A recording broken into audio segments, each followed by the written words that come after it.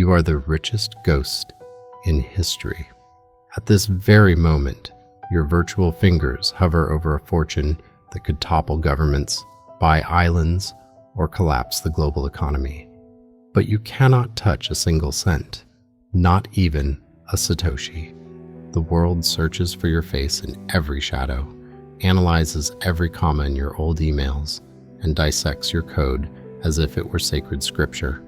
They call you a messiah, a criminal, a genius. But as you watch the monitor's cold glow illuminate the dark room, you know the only truth that matters. For your creation to survive, the creator must die. You created ultimate freedom, but you built the perfect prison for yourself. Silence is the only key you cannot lose. It is 2007, and the world is about to burn. You smell the ozone before the lightning strikes. While Wall Street bankers pop expensive champagne bottles, ignoring the rot in the foundation of subprime mortgages, you are in a stuffy room surrounded by the constant hum of computer fans battling, overheating. Your eyes sting from prolonged blue light exposure, and there is a metallic taste of stale coffee in your mouth. You are not part of the financial elite. You are a cypherpunk, a denizen of cryptographic mailing lists, obsessed with privacy and mathematics. You see what no one else wants to see. Trust is the black hole of the financial system. Trust in central banks not to devalue the currency, trust in banks to guard the money, trust that is always betrayed. You start writing, not prose, but C++. The code is clumsy at first, a patchwork of ideas that have failed before: Hashcash, B-money, BitGold. You work in absolute isolation. Maybe you have a day job, faking normalcy, while your mind solves the double spending problem in the shower, in traffic, at dinner. Solitude is your companion and your shield. You know that what you are trying to do is dangerous. Create a currency that no government can stop. That is declaring war without firing a shot. August 2008. You register the domain Bitcoin.org. The name sounds technical, innocuous. Nobody pays attention. September 2008, Lehman Brothers collapses. The panic you predicted sweeps the globe. People lose homes. Retirements evaporate. The anger you feel is not hot. It is cold, calculating, and translated into lines of code. You know the time is now. The system has proven its moral bankruptcy. October 31st, 2008. Halloween. While children knock on doors asking for candy, you prepare the email that will change financial history. Your hands might tremble slightly over the keyboard, not from fear, but from electric anticipation. You attach the white paper, Bitcoin, a peer-to-peer electronic cash system. You click send to the cryptography mailing list. The silence that follows is deafening. You expect applause, but you receive skepticism. No one understands yet.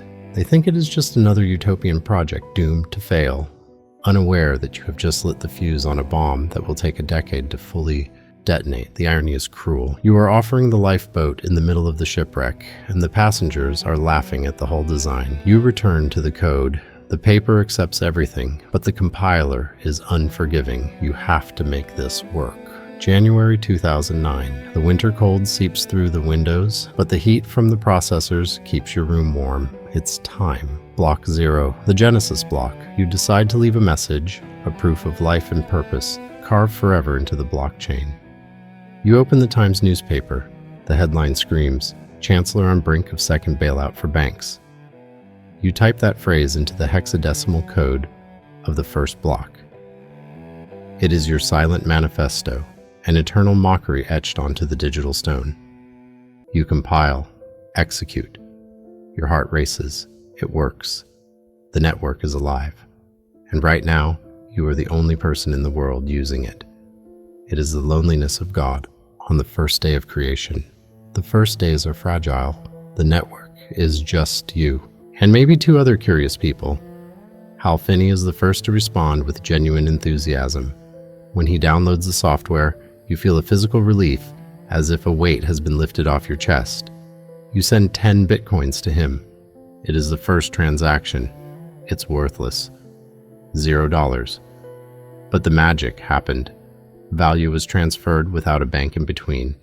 The euphoria is intoxicating, but it is short-lived. The code has bugs, many bugs. You spend sleepless nights answering emails with impeccable British politeness, hiding your fatigue and your identity behind the pseudonym.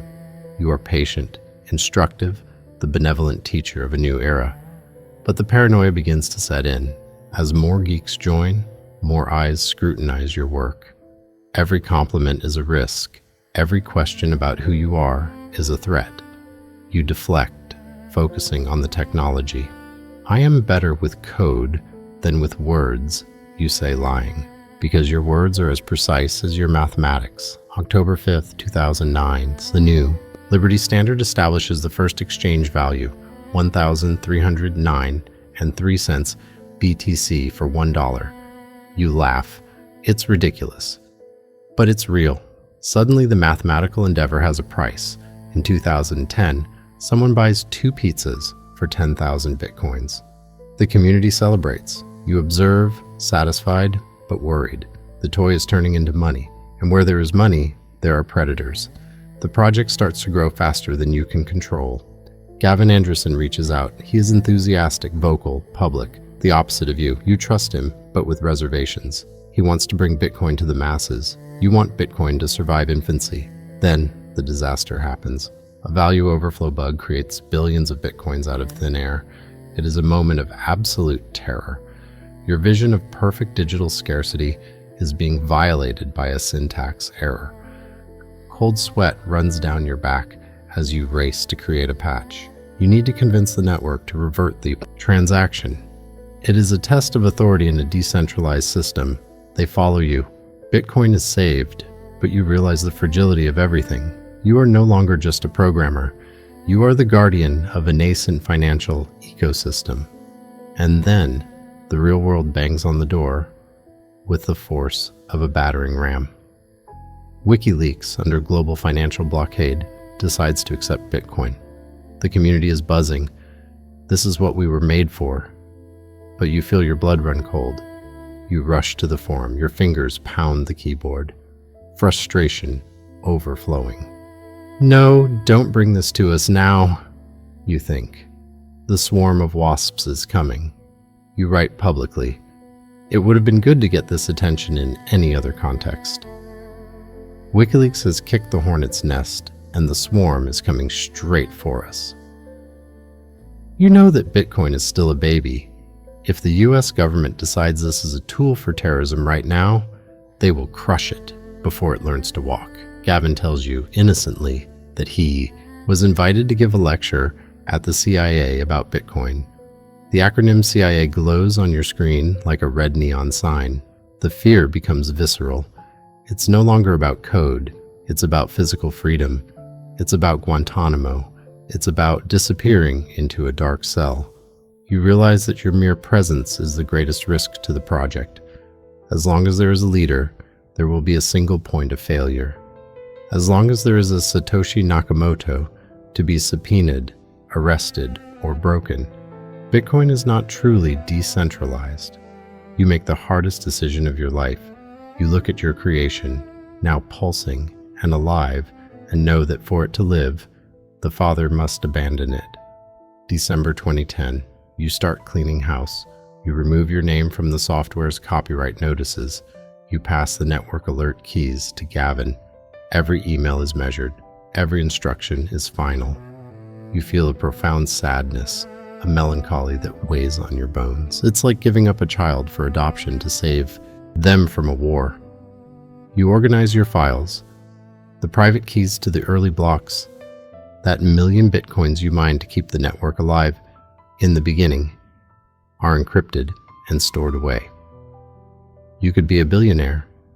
You could be the king of the new world. But you choose to be nobody. You send one final private email to a developer.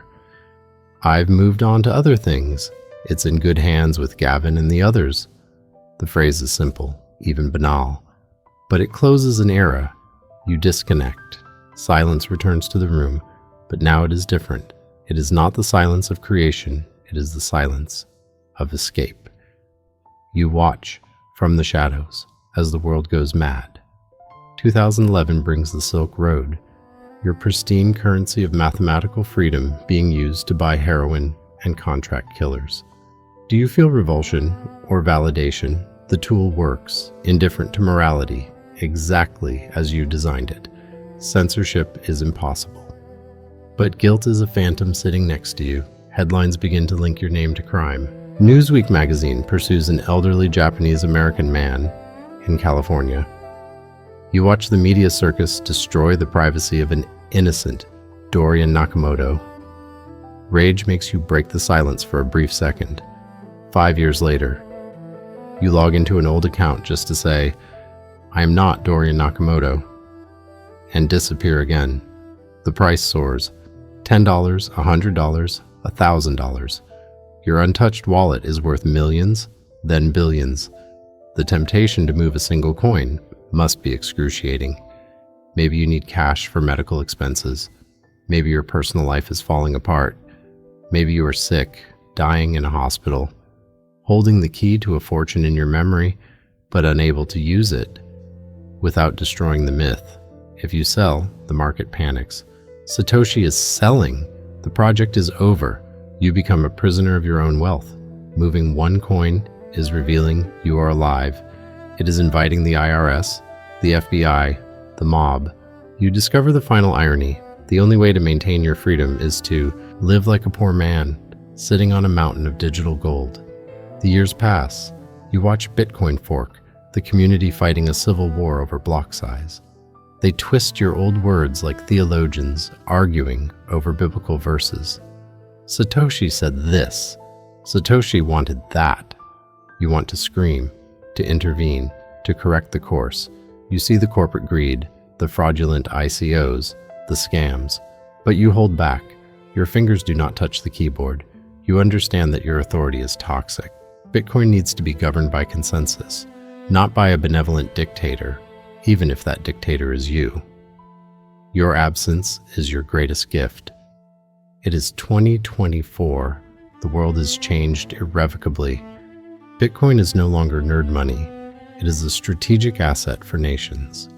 Wall Street, which laughed at you in 2008, now sells ETFs based on your invention. BlackRock, the epitome of the system you despised, is the largest holder of your asset. Did you win, or did you lose? The Trojan horse entered the castle, but who is riding whom? You watch the news about El Salvador, a country adopting your currency, people escaping hyperinflation in Nigeria and Turkey, using the code you wrote in that stuffy room. You see the hope in the eyes of the unbanked. That warms you. But then you see the energy footprint, the industrial mining farms, the centralization of the pools, the cypherpunk dream diluted into quarterly profit reports. Your name is legend.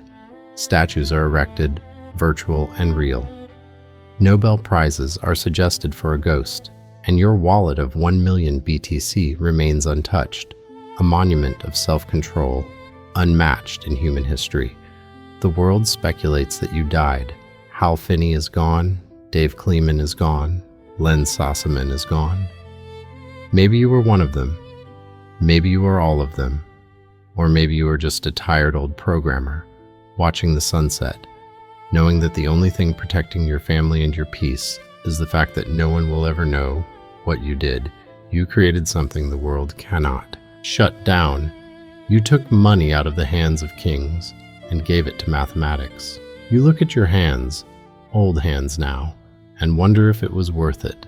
The anxiety never entirely went away. Every time a quantum computer is mentioned in the news, you feel that ancient chill. Your creation is immortal, but you are only flesh and blood. You realize, with brutal clarity, that you will never see the end of this story. You lit the torch and threw it into the dry hay of history, but you had to run before seeing the real size of the fire. You close your eyes. The humming of the fans is just a memory now. History will remember the code, but forget the human, and that is exactly how it should be.